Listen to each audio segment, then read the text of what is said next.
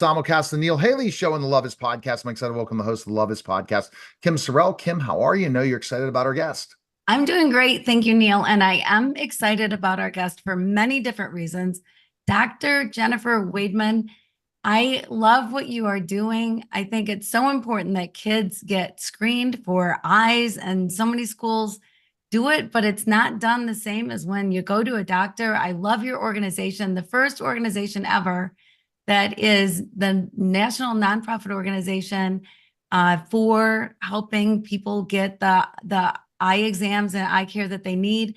I think that's fantastic. I'm surprised it's the first one ever, but I'm so glad you're doing it. Dr. Jennifer, thank you so much for being here today.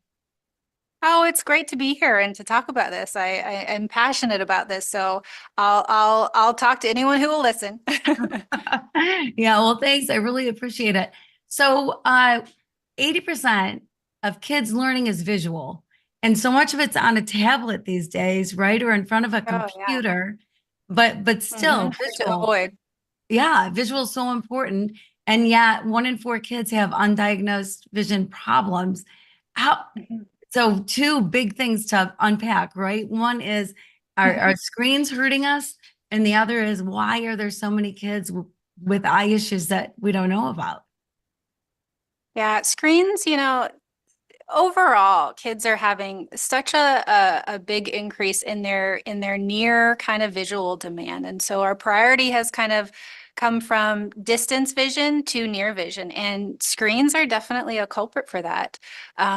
We see issues with dry eyes, and we see that actually in kids as well because of screens.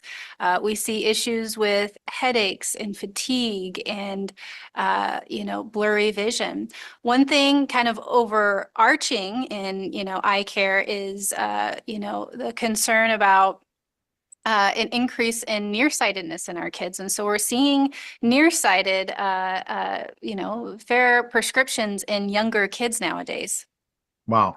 And what your hope is to do is get them to eye exams, even though some of them cannot afford them, instead of just waiting for the eye test at school. That's pretty much part of what you want, is to get them the what they need so they can be successful in school and keep their eyes healthy, right?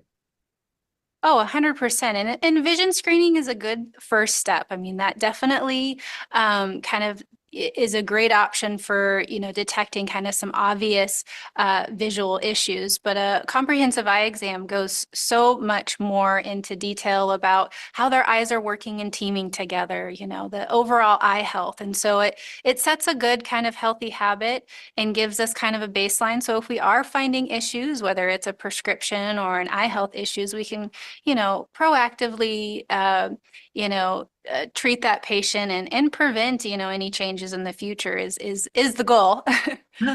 It's interesting because parents don't always notice if there happens to be a sign telling them, hey, your kid's got an issue. I have a granddaughter who used to go an inch from the TV and just had to be right up in front of it and watch the TV. But the way the TV was positioned, there wasn't a comfortable spot to sit for her, is what we thought at first. But then she was right there, which obviously is a sign she needed glasses. But what are some of the signs? What should people look for? And teachers too, right? Look for things. Yeah, and that's an interesting observation. And sometimes, this is important to remember. Sometimes kids don't realize that they're not seeing as they should see. And so, as parents, sometimes we wait on our kids to kind of tell us what's wrong, but sometimes they don't know.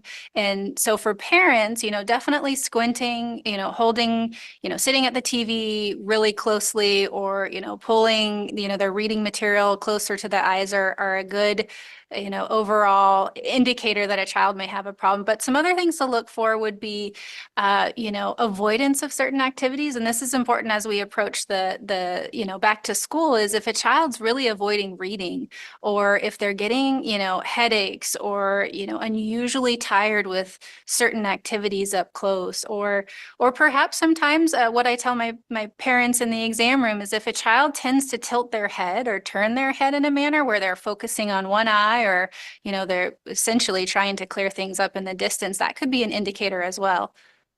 Okay.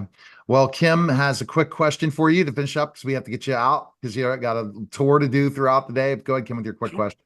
Yeah, Dr. Jennifer, I spent a year figuring out the true meaning of love. I was in Haiti most of the time I was doing it, and it blew my mind, the things about love. And one of the things is that love is everywhere and love is everything. And in your work, I imagine love has to play a role.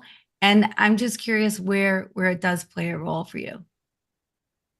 Oh, I really enjoy and love the patient interaction and connecting with patients. And so I get to do it on a really important, feel or a topic with vision and eyes, which is arguably our most important sense. And so, combining those two things, it just is really, it provides a lot of purpose and meaning for me personally.